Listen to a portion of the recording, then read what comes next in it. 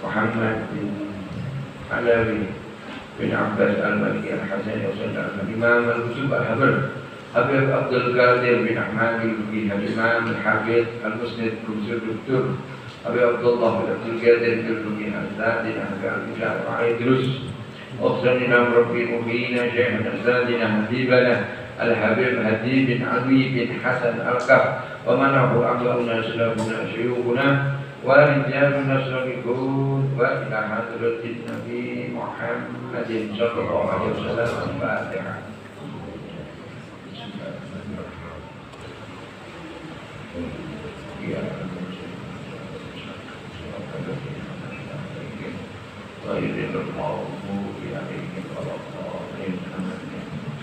Bismillahirrahmanirrahim. Qala mu'allif wa nafa'ani wa bi'ulumihi fid dharain amin ila al-qawli. Melanjutkan dari kemarin tentang pemilihan putusan oleh baginda Nabi Muhammad sallallahu alaihi wasallam. Kemarin karena dari kesempurnaan akal yang Allah berikan kepada beliau sallallahu alaihi wasallam, setiap aktivitasnya berkualitas, berbobot, tidak asal. Begitu juga ketika memilih putusan, dipilihnya sahabat-sahabat yang memiliki kualitas. Jadi memang betul ketika beliau pernah mengatakan salah satu dari sabda beliau yaitu ketika memberikan satu perkara itu diberikan kepada ahlinya. Jadi memberikan satu perkara kepada ahlinya. Kita perlu dengan masalah ekonomi ya kita pilih seorang yang mengerti tentang masalah ekonomi. Pertukangan, kulit batu, tukang kayu kita sesuaikan kepada orang yang ahlinya. Kemarin diceritakan ada salah satu utusan A'la bin Al-Hadrami kepada Al-Mulk, jadi raja ini ya, Mundir bin Sawar namanya, menjelaskan tentang apa kepada Raja Mundir ini tadi tentang keistimewaan dari ajaran agama Islam dan tentang kalimat tauhid yang Raja Mundir ini kemarin agamanya disebut Majusi. Ya. Majusi itu ada banyak perbuatan yang naudzubillah dzalik ya. Bahkan apa yang mereka makan itu menjijikan katanya. Jelaskan tentang kalau agama Majusi ini yang disembah api, padahal api itu tidak bisa bahkan justru dengan api ini yang bisa membakar manusia. Diberikan penjelasan analogika oleh sahabat A'la bin Al-Hadrami ini sehingga di akhir pembicaraan ini Raja Mundir ini mengatakan aku heran kepada manusia-manusia ini yang menolak dengan ajaran Islam. Kalau di dalam kitab ini di Muqaddimah Sayyid Muhammad itu sudah ulang-ulang saya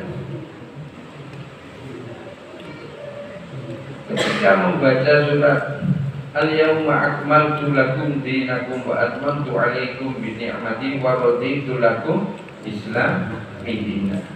Salah satu kesimpulan dari Sayyid Muhammad ketika membaca ini tadi ayat ini tadi bahwa di dalam ajaran Islam itu terhimpun aturan-aturan yang ketika aturan ini dilaksanakan bisa membawa manusia kepada kebahagiaan dunia, kebahagiaan akhirat. Dikatakan manusia. Jadi kalau orang yang menyatakan Islam tapi tidak mau aturan dengan ajaran Islam ini ya tidak akan mendapatkan kebahagiaan dunia akhirat. Rabbana atina fid dunya hasanah wa fil akhirati hasanah. Syaratnya ya satu, apa? Aturan itu ya harus dilakukan, ditegakkan aturan, bukan dibuat main-main. Nah, ini juga siapa Raja Mundir itu juga mengatakan seperti itu. Tapi di sini dikatakan si Raja Mundir ini tidak serta langsung menyatakan keislamannya, tidak. Jadi masih ada satu proses lagi. Dari sini tidak dijelaskan nantinya beliau masuk Islam atau tidak. Wallahu a'lam. Jadi Nabi Muhammad itu mengutus utusannya para sahabat ini untuk mendatangi para raja-raja. Di sini ada dua cerita di sini. Ada seorang, ini saudara dari istri baginda Nabi Muhammad Shallallahu Alaihi Wasallam, Ummu Salamah, yaitu Muhajir bin Umayyah.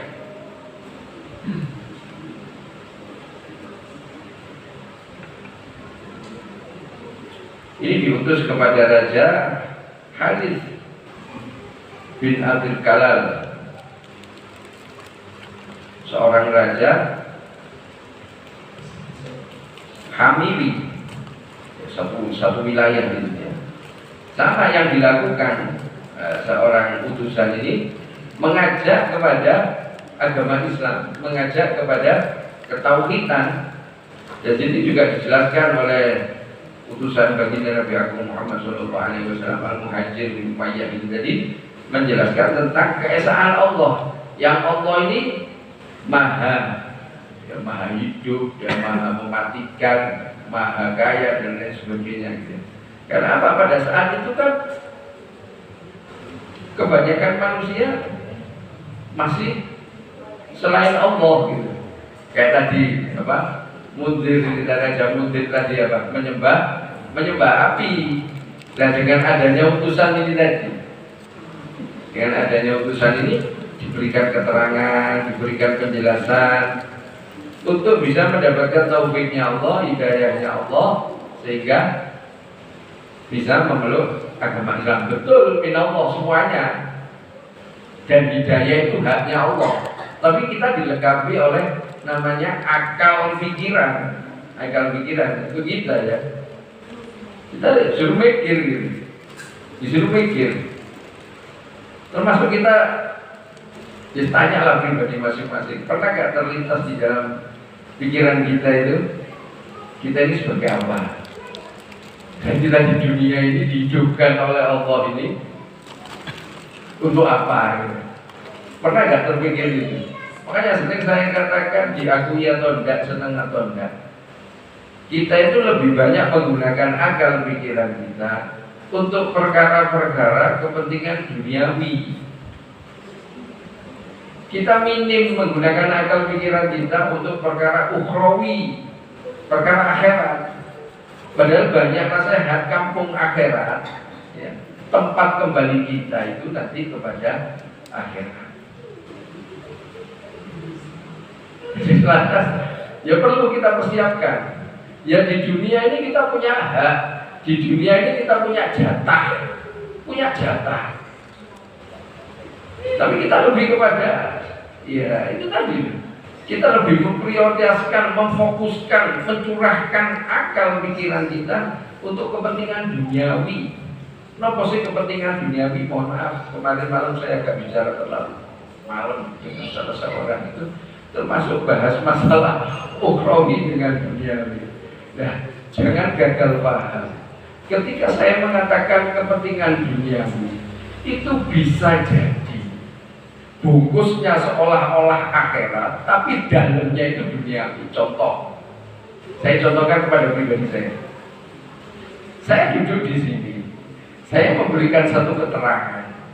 Tapi ketika saya memberikan keterangan, saya duduk di sini melakukan aktivitas saya, ketika tujuannya satu, untuk mencari kemasyhuran, untuk menjadi terkenal, atau untuk kepentingan, ya mungkin nanti dijamu sama Haji Rohmat, ya. Ketika tujuannya saya persempit dengan tujuan ini. Duduknya saya di sini, baca Hudibul Haddad, baca kitab ini, itu kepentingan duniawi, bukan ukhrawi. Kenapa? Karena tujuannya apa? Pengen terkenal, pengen jamuan makan. Itu kan kepentingan duniawi. Begitu juga saya katakan, ketika jenengan kita mempunyai satu keinginan, contohlah saya ingin memberikan bantuan kepada seseorang yang ingin belajar. Ya. Kemudian kita bekerja, mengumpulkan uang. Apakah ini dikatakan duniawi? Tidak, ini ukhrawi. Bentuknya duniawi, mencari satu kepentingan uang ini tadi untuk diberikan seseorang yang ingin belajar. Lalu tujuannya akhirat. Bungkusnya dunia, tapi kepentingannya akhirat. Kalau tadi yang saya contohkan saya duduk di sini, zikir, belajar, tapi tujuannya biar terkenal.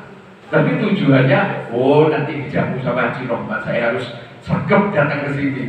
Loh, itu sepertinya ukhrawi tapi dalamnya dunia. Paham ya? Paham ya? Nah, jadi harus beli. Makanya Nabi Muhammad SAW mengatakan innama a'malu binniyat, itu harus kita pegang. Dan kita jangan mudah menghukumi, jangan mudah menilai, jangan mudah menyalahkan daripada orang lain. Oh, nyambut dari tok orang uli-ulian, dunia ini dipikir keliru. Kenapa? Kita tidak tahu. Niat itu kan, kalau dalam sholat, niat itu kan berbarengan dengan takbir. Usolli fardhu fardhi makmuman. Yang tahu siapa? Kita yang mengucapkan, yang melakukan, dan Allah. Tepatnya karena di hati, makanya tidak boleh. Makanya itu saya ketika kita tahu seseorang, jangan gampang menghukumi dengan berbagai macam penyakit hati. Oh, riak wong iki, oh sombong wong iki ya. Padahal itu adalah penyakit hati, ada di dalam hati. Kita bisa deteksi, tidak bisa. Nah, kalau orang jalan ini dengan katakan sombong ya gak pas. Elek-elek uduran. Nah, bagaimana tidak bisa? Makanya jangan mudah. Dan itu ketika kita niatkan, kita menahan dari perkara-perkara yang menyakiti orang lain dari lisan kita, ucapan kita tahan, jangan sampai kita menjadikan ucapan yang keluar dari mulut kita itu menyakiti orang lain. Itu nilainya ibadah, dan kita terhindar dari dosa. Lebih daripada itu, kita bisa menimbulkan keadaan itu penuh dengan kedamaian, ketentraman, kasih sayang. Lah kalau kita gampang ucap, cah pekok, gini, bagaimana keadaannya? Kan saling hujat, saling menghina, bagaimana keadaannya? Itu ada di mana? Ajaran Islam yang dicontohkan oleh baginda Nabi Agung Muhammad Sallallahu Alaihi Wasallam. Termasuk utusan ini, masya Allah ini ya. Ketika menjelaskan tentang apa keesaan Allah, karena utusan Nabi Muhammad Sallallahu Alaihi Wasallam. Sampai di sini siapa ini tadi? Haris, Raja Haris ini tadi menyatakan bahwa utusan yang bijak, utusan yang cerdas, tentu yang mengutus lebih bijak, yang mengutus lebih cerdas. Kenapa? Karena sempurnanya akal dari Nabi Muhammad Sallallahu Alaihi Wasallam. Ini para raja ini memberikan apresiasi yang luar biasa. Tapi tidak semua, bahkan ada utusan daripada baginda Nabi Agung Muhammad Sallallahu Alaihi Wasallam yang mendapatkan perlakuan yang enggak menyenangkan juga banyak ada di sini. Tapi di sini diceritakan ada 3 kisah yang raja-raja ini ternyata memperlakukan utusan dari baginda Nabi Agung Muhammad SAW dengan sangat istimewa, dengan jamuan dan sebagainya. Terus ada kisah yang ketiga, ini saya singkat ini agak saya perjelas, yaitu Hatib bin Abi Bilta'ah. Jadi seorang utusan yang diutus oleh baginda Nabi Agung Muhammad Sallallahu Alaihi Wasallam kepada Raja Muqawqis, Raja Al-Askandariyah atau Iskandariyah. Ini suatu kerajaan yang istimewa ini. Ini diceritakan di sini Raja Muqawqis ini masih muda ini. Masih muda. Dan utusan ini Khatib ini tadi, sahabat baginda Nabi Agung Muhammad SAW, melakukan istimewa, mendapatkan jamuan sampai beberapa hari ini tinggal di wilayah istana ini tadi. Kemudian di satu kesempatan ini si utusan ini baginda Nabi Agung Muhammad SAW diundang ke istana, yang ternyata di dalam istana itu sudah penuh dengan pejabat dan para rohaniawan, kalau saya mengatakan pemuka-pemuka agama, karena menganut Nasrani ini, si Raja Muqawqis ini tadi. Kemudian si raja ini mengatakan kepada para hadirin, ya, ini menyatakan, perhatikan apa yang akan saya sampaikan. Maksudnya ada satu dialog di sini antara raja dengan utusan baginda Nabi Agung Muhammad SAW. Sebelumnya utusan ini tadi mengatakan kepada raja, Anda ini diajak kepada perkara yang hak, kepada agama yang hak oleh baginda Nabi Agung Muhammad SAW. Biasanya kan ada tulisan di sini disampaikan, kemudian raja ini membaca, baru setelah itu ada dialog.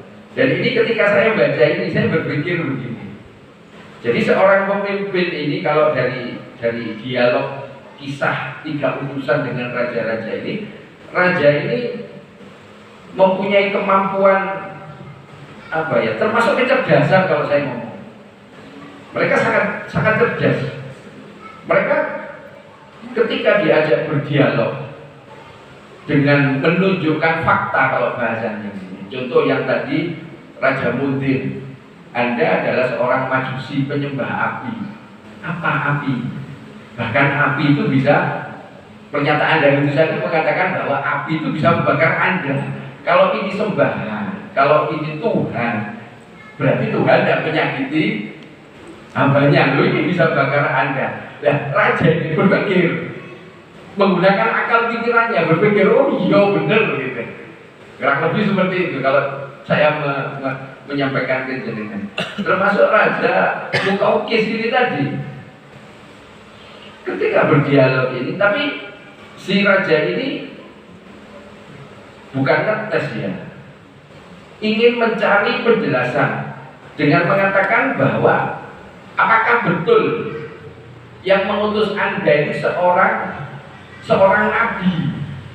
nabi. Seandainya betul seorang nabi, kenapa? Ya, ini ada satu apa ya, di sini dialog yang masya Allah di sini. Kenapa kok kaumnya ini malah mengusir dari negaranya, bahkan beliau ini harus pindah ke negara lain? Kan betul Nabi Muhammad kan dimusuhi, sehingga dari Makkah hijrah ke Yasrib atau ke kota Madinah. Dan ini raja ini mengatakan seperti ini. Kan seharusnya kalau seandainya dia seorang nabi, kan tinggal minta kepada Tuhannya agar memberikan jaminan, memberikan pertolongan, memberikan semacam itu. Dari pemikirannya Raja Muqawqis ini. Dari jenengan angsal ngoten itu terus pikir-pikir jelas nih. Oh iya bener ya, betul nih. Tapi di sini utusan baginda Nabi Agung Muhammad SAW, orang yang masya Allah memiliki akal pikiran yang istimewa di sini. Saya katakan cerdas di bawah Nabi Muhammad SAW. Nah, si Raja Muqawqis ini pertanyaannya dijawab dengan pertanyaan lagi. Jadi pertanyaan Raja Muqawqis ini dijawab dengan pertanyaan oleh utusan baginda Nabi Muhammad SAW, oleh Khatib ini tadi dijawab. Bagaimana pendapat Anda ketika Nabi Isa, karena dia Nasrani, Nabi Isa yang seorang utusan Allah, ya, ketika dikejar, mau dibunuh, mau disalib sama pengikutnya ini, nah, bukankah Nabi Isa tinggal minta kepada Allah untuk memberikan perlindungan? Sampai kenapa Nabi Isa diangkat ini tadi? Nah, ketika terjadi dialog semacam ini, dan di situ ada pemuka agama Nasrani tadi. Jadi beliau ini Kalau saya mengatakan sekali dayung 2-3 bulan terlampaui, yang dibidik raja, tapi nanti kalau kena semuanya akan kena. Termasuk mohon maaf saya melentang sedikit. Ada kalau jenengan pernah dengar mungkin di TV itu ada namanya Hercules. Tapi kalau di kisahnya Nabi Muhammad SAW namanya Heraklius, orang raja itu. Seorang raja yang mengakui kebenaran Nabi Muhammad SAW, tapi ada kisah yang menyatakan tidak sampai masuk Islam. Allah, seorang raja. Ya di sini juga akhirnya si raja Mukaukis ini berpikir, oh iya benar gak? Jadi kalau orang terdahulu, memang kan ada namanya masa fatrah itu. Sebelum diutus Nabi Muhammad SAW, maksudnya sebelum diutus itu kan Nabi Muhammad SAW diutus menjadi Rasul itu bahasa saya mendapat mandat dari Allah itu usia 40.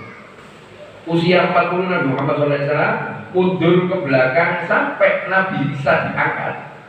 Kan Nabi sebelum Nabi Muhammad SAW adalah Nabi Isa. Nah ini yang dinamakan masa fatrah, masa kekosongan. Makanya ada yang ikut menganut Nasrani, ada yang mengikuti Nabi Ibrahim, macam-macam. Makanya di sini ada beberapa orang yang akhir zaman ini menyatakan, termasuk pernyataan ibu dan abahnya Nabi Muhammad itu tidak bisa masuk surga, naudzubillah min dzalik, masuk neraka karena tidak agama Islam. Ada itu dulu banyak rame itu. Tapi itu mohon maaf, jangan diperhatikan, itu bukan wilayah kita, wilayahnya Allah. Masa fatrah itu haknya Allah. Bukan kita berhak menghukumi orang lain, tidak bisa. Ini haknya Allah, masa kekosongan ini. Mulai Nabi Isa diangkat sampai diutusnya Nabi Muhammad SAW di usia 40 tahun.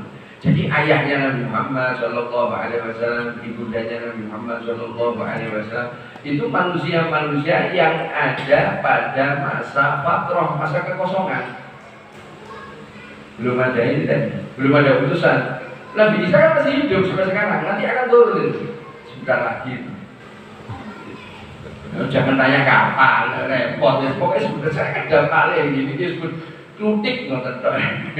Nabi Isa kan turun ini nanti, karena masih hidup sampai saat ini. Nabi Isa masih hidup. Di mana? Ya Allah sembunyikan. Di kantor lagi loh tanda-tanda akhir kiamat besar akan muncul, itu akan keluarnya kaum Ya'juj dan Ma'juj. Di mana? Padahal saat ini kunci sepeda motor itu taruh di mana bisa dilihat dari satelit. Tempat-tempat tersembunyi itu bisa dilihat dengan satelit. Nah, Ya'juj dan Ma'juj di surat Al-Kahfi ya. Iya betul tak itu? Kan di tembok itu dengan apa? Besi, lempengan besi.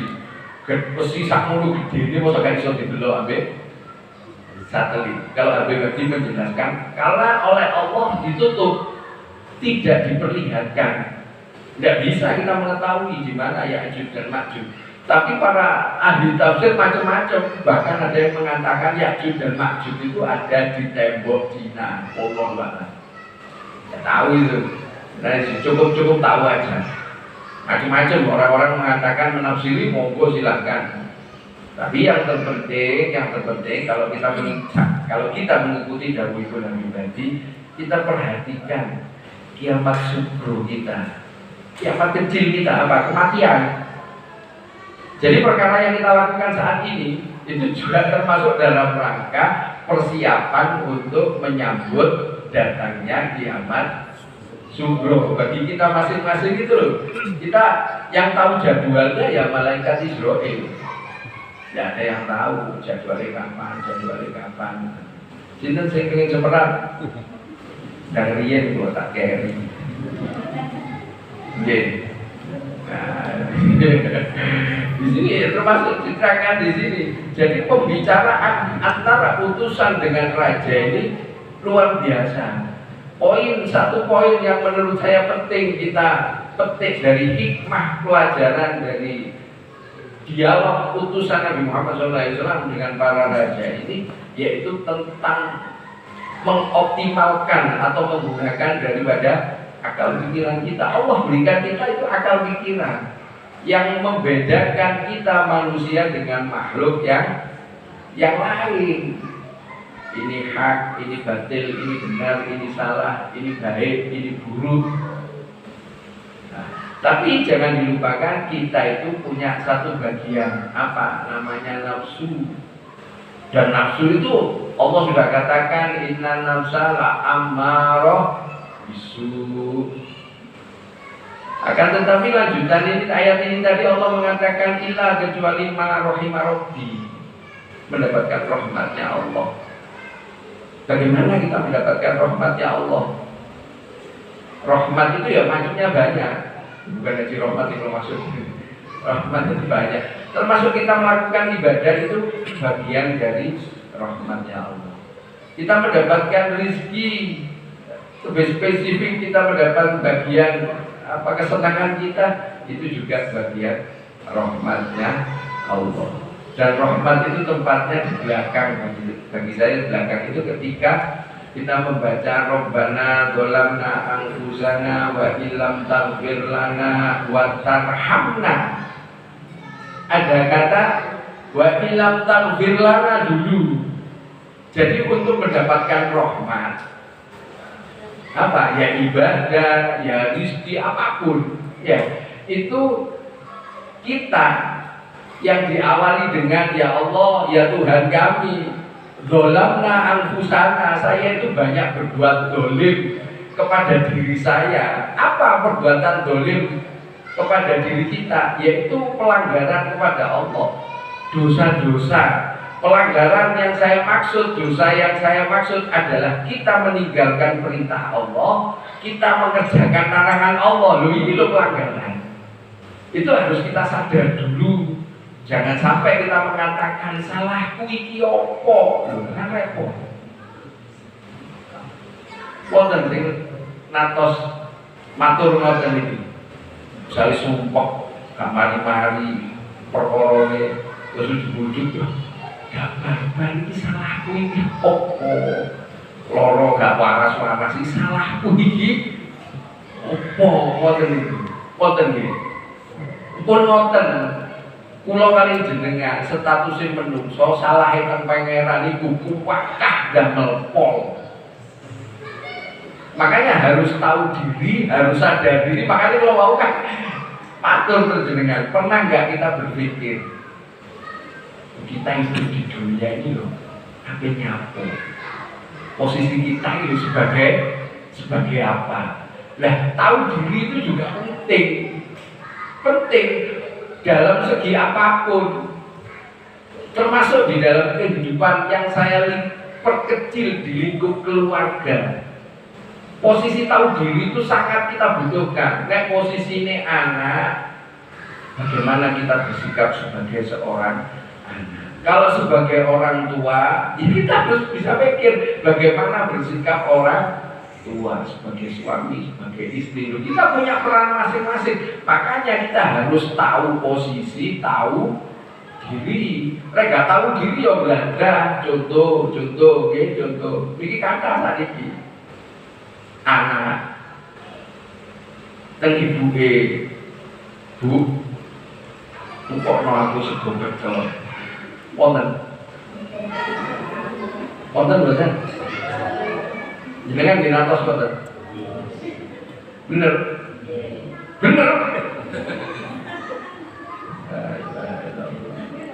Makanya gak tahu diri ini loh, sing akhirnya bilang sudah hari tua. Iya, dia apa nggih? Ya betul nggih. Itu anak makanya harus tahu posisi, tahu diri. Orang tua juga begitu.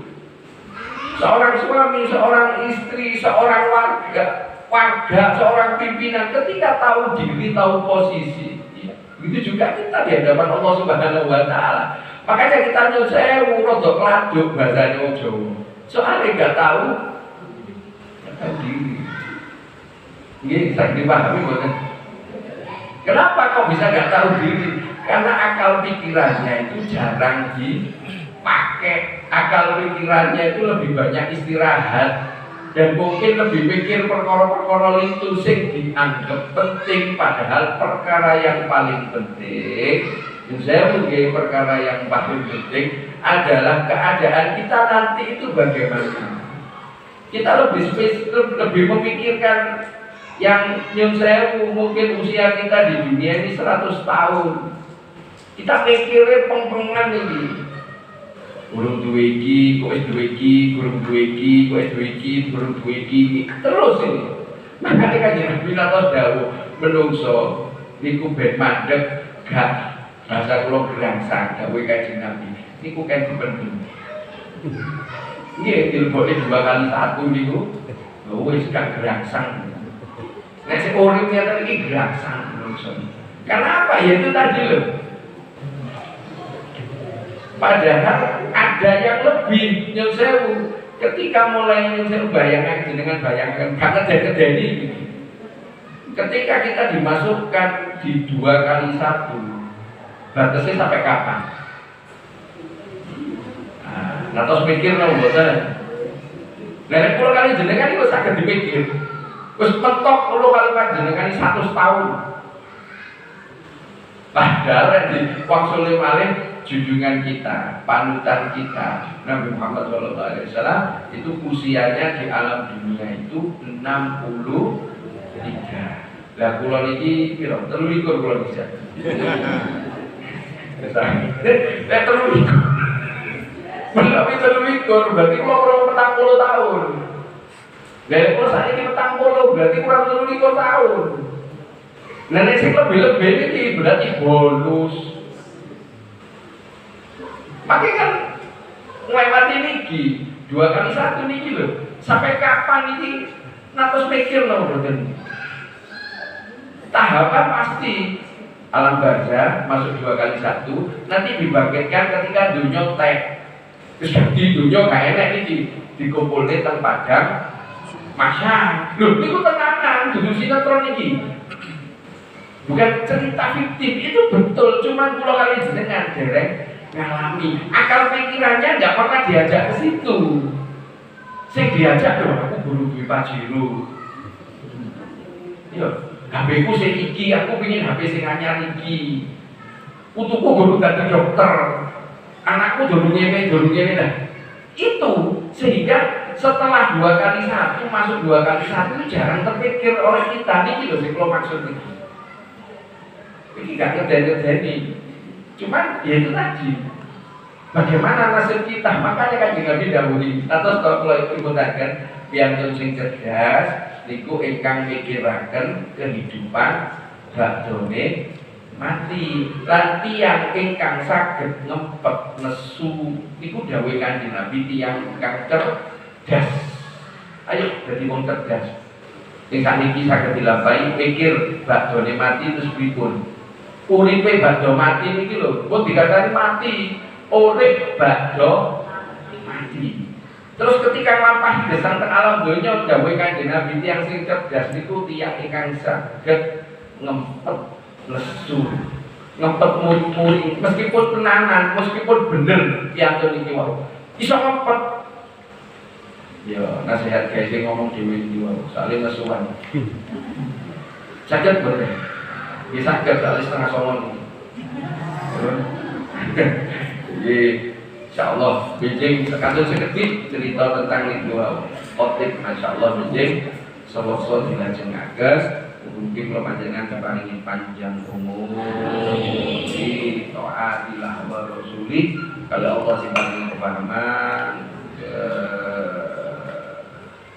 perkawis agama pun Allah Ta'ala kanthi paham ingkang sae kang leres lan paham tentang kekasih pun Allah Subhanahu wa Ta'ala ini kepentingan Nabi Muhammad sallallahu alaihi wasallam. Insyaallah bijing bahas sekedik badhe niku terus bahas kesempurnaan kuwate strong badan Kanjeng Nabi Muhammad sallallahu alaihi wasallam. Bismillahirrahmanirrahim. Yani basir bibna la tahtikil sitra anna wa awina wa fu'ana wa kunna lana haitsu kunna ya Rabbi ya alimal hal ilaika wajhatul amal Bantu alaina bil iqbal wa kun lana waslihil bal ya Rabbi ya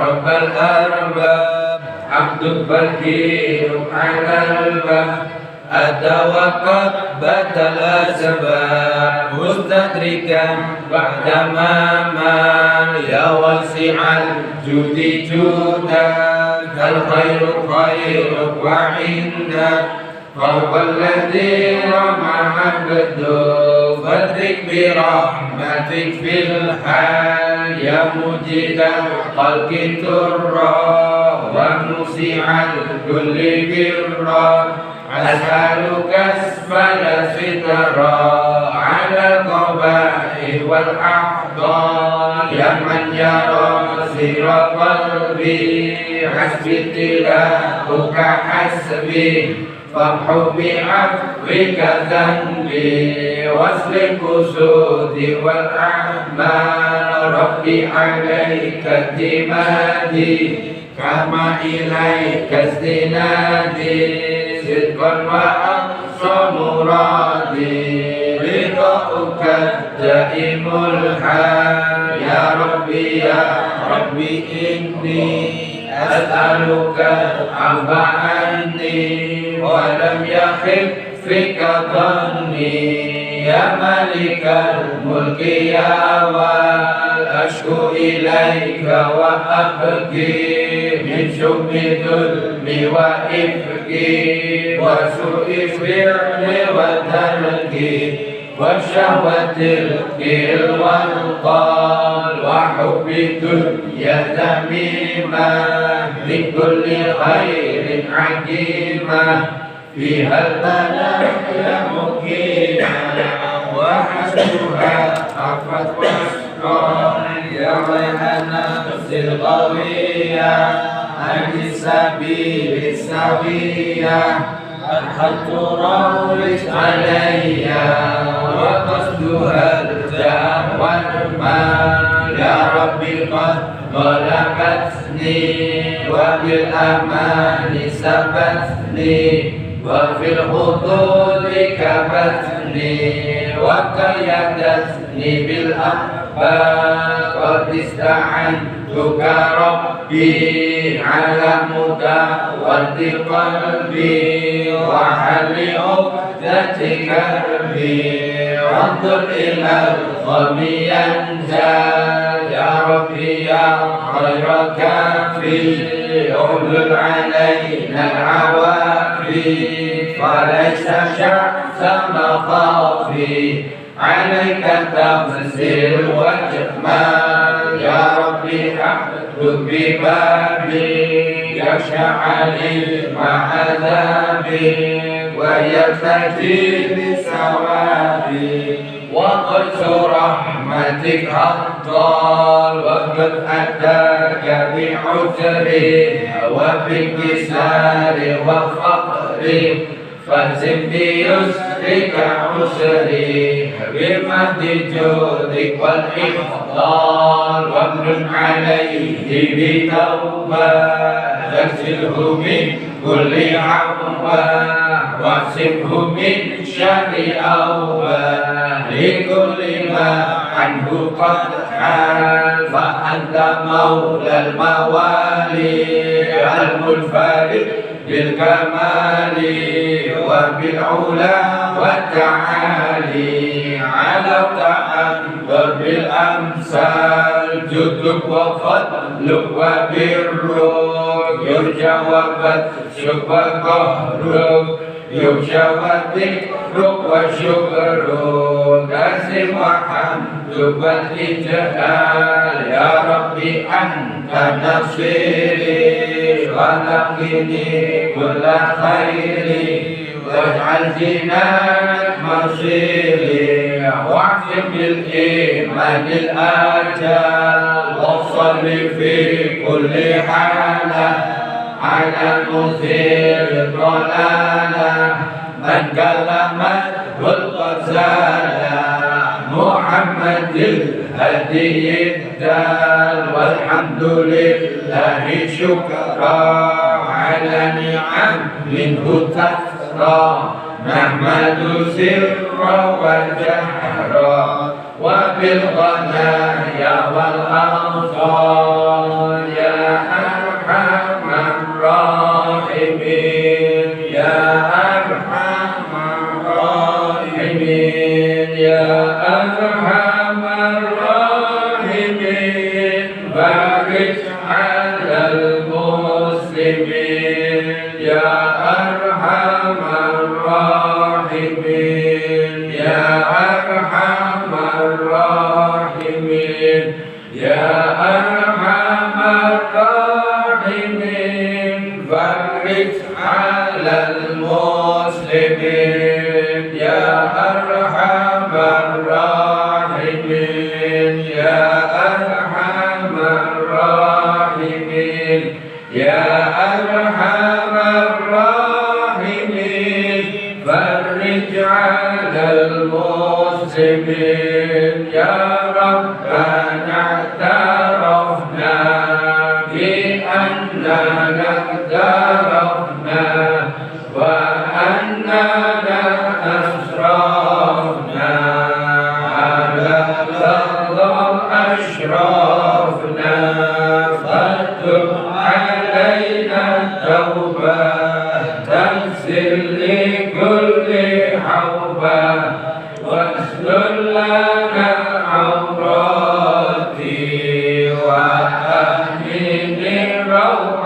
روعاتي واغفر لوالدينا ربي ومولودنا والآل والإخوان وسائر الخلان وكل ذي محبة أو جيرة أو صحبة والمسلمين أجمع آمين ربي اسمع فضلا وجودا منا لا باكتساب منا بالمصطفى رسولي نحظى بكل سول صلى وسلم